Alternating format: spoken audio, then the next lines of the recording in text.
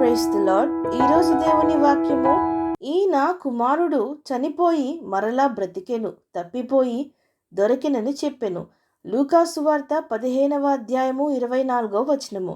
ప్రజలారా, ప్రభువు ఆధ్యాత్మిక విషయములు, పరలోక రాజ్యపు విషయములు మానవులకు అర్థమవుటకు ఉపమానముల ద్వారా ఎంతో చక్కగా వివరించెను. అందులో ఒకటి ఈ తప్పిపోయిన కుమారుని గూర్చిన ఉపమానము. ఇందులో మనము తండ్రి ప్రేమ, అనగా పరలోకపు తండ్రి ప్రేమ, అలాగుననే కుమారుని యొక్క పశ్చాత్తాపము మనం బాగుగా తెలుసుకొనగలుగుదుము. ప్రజలారా, ఈ తప్పిపోయిన కుమారుడు మొదట తన తండ్రి దగ్గర సుఖంగా, సంతోషంగా, ఆయన రక్షణలో ఎటువంటి కొరత లేకుండా జీవించినవాడే. కానీ ఎప్పుడైతే ఈ చెడు బుద్ధి పుట్టినదో, అనగా లోకంలోనికి వెళ్ళాలని, సుఖభోగాలు అనుభవించాలని, పాపమును అనుభవించాలని, ఆస్తినంతా తన వాటా తీసుకుని వెళ్ళెనో, అప్పుడు తప్పిపోయాడు. తన ఆస్తినంతా పాపాలకు, స్నేహితులకు, వేశ్యలకు ఖర్చు పెట్టేసి, దుర్వ్యాపారములకు వ్యర్థపరిచి, చివరికి సమస్తము కోల్పోయిన వానిగా, ఏమీ లేని వానిగా అయిపోయెను. ఉన్నట్టుండి దేశంలో కరువు వచ్చెను, ఇబ్బంది పడెను. పందులను మేపుటకు ఒకని చెంత చేరెను. తినుటకు ఆహారము కూడా లేదు. పందులు తినే పొట్టుతో కడుపు నింపుదామనుకున్నా అక్కడున్నవారు తనకి ఏమీ ఇయ్యలేదు. ఒకప్పుడు ప్రియ కుమారునిగా ఉన్న తాను ఇప్పుడు పందులను మేపుకునే స్థితికి వచ్చెను. ప్రజలారా, మన జీవితాలు కూడా అనేక మందివి ఇలాగుననే ఉన్నవి. పరమతండ్రి చేత రక్షింపబడిన తరువాత ఆయన అందించిన అమూల్యమైన ప్రేమ, రక్షణ, సమృద్ధి, ఆశీర్వాదము, క్షమాపణ అనుభవించి లోక ఆకర్షణలకు, లోక భోగాలకు, పాప కార్యములకు, శరీరేచ్ఛలకు, అవినీతి కార్యములకు ఆశపడి తప్పుత్రోవల్లో వెళ్ళి దేవునికి దూరమైపోయి సమస్తము కోల్పోయి ఏమీ లేని వారిగా కష్టాలను, శ్రమలను కొని తెచ్చుకుంటున్నాం. తండ్రి దగ్గర ఆయన ప్రియమైన బిడ్డగా ఉండే భాగ్యమును వదులుకొని ఇదిగో లోకంలోనికి వచ్చి అపవాదికి బానిసలుగా పాపమునకు వెట్టి చాకిరీ చేస్తూ ఉన్నవారంగా ఉంటున్నాం. అయితే అలాగున మనము ఆత్మీయ జీవితంలో పడిపోయినప్పుడు, దిగజారిపోయినప్పుడు, జీవితంలో విఫలమైపోయినప్పుడు ఏమి చేయవలెను? ఈ తప్పిపోయిన కుమారుడు ఏమి చేసెను? మరింతగా దూరంగా దేవుని నుండి వెళ్ళిపోయినా, లేకపోతే మరణమే నాకు శరణమనుకొని చనిపోవుటకు సిద్ధపడినా, తనకు తానే హాని చేసుకునినా, లేక దేవుడు క్షమించడని మరింత లోతుగా పాపంలోనికి దిగజారిపోయినా? అస్సలు కాదు.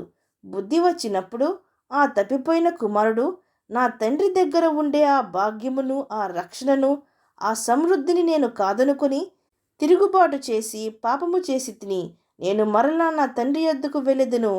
తండ్రి, నేను పరలోకమునకు విరోధముగాను నీ ఎదుటను పాపము చేసి తిని ఇక మీదట నీ కుమారుణ్ణని అనిపించుకొనుటకు యోగ్యుణ్ణి కాను.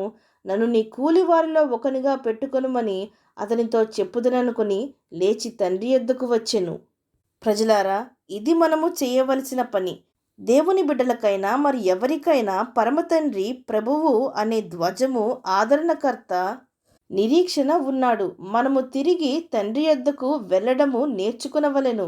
ఎట్టి స్థితిలోనైనా, ఎట్టి నీచమైన ఘోరమైన స్థితిలోనికి వెళ్ళిపోయినా పశ్చాత్తాపపడి నా తండ్రి నన్ను బాగు చేయును, ఆయన నన్ను చేర్చుకును, నన్ను క్షమించును అని విశ్వాసంతో వెళ్ళి మన పాపమును ఒప్పుకుంటే, ఆయన సన్నిధికి వెళితే తండ్రి ఏమి చేయును?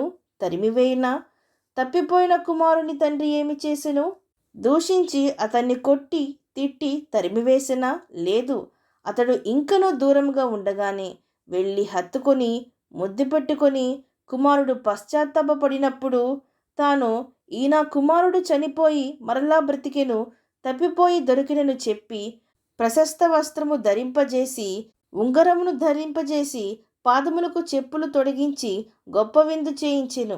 ప్రజలారా, అలాగుననే మన పరమతండ్రి కూడా తప్పిపోయిన మనము దొరికినప్పుడు, ఆయన యొద్దకు తిరిగి వచ్చినప్పుడు సంతోషించి హత్తుకొని ముద్దు పెట్టి మన మాలిన్యమును తీసివేసి పరిశుద్ధతను మనకు ధరింపజేయును.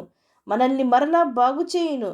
తప్పిపోయిన మన జీవితములను మరలా మనకు తిరిగి దయచేయును. విశ్వసించిన వారు నాతో పాటు ప్రార్థనలో ఏకీభవించండి. ప్రార్థన. పరిశుద్ధుడా, ప్రేమగల తండ్రి, ఈరోజు మీరిచ్చిన ఈ వాక్యమును బట్టి మీకు స్తోత్రములు దేవా. తప్పిపోయిన గొర్రెలమైన మమ్మును వెతికి రక్షించి మీ మందలోనికి చేర్చుకొని మీ కుమారులుగా కుమార్తెలుగా ఉన్న భాగ్యమును మాకు అనుగ్రహించారు. తండ్రి, మీకు స్తోత్రములు. దేవా, అనేక సార్లు మీ మందను విడిచి మిమ్మును కాదనుకొని వెళ్ళి చాలా నష్టపోచున్నాం. తండ్రి, మమ్మను క్షమించుము. దేవా, ఎందరైతే మరలా మరలా తప్పిపోవచ్చున్నారో వారిని పిలువయ్యా. మీ గొర్రెలు మీ స్వరము వినును గదా. దేవా, మీ యొద్ద నుండి మీ గొర్రెలను ఎవరు దోచుకునలేరు గదా.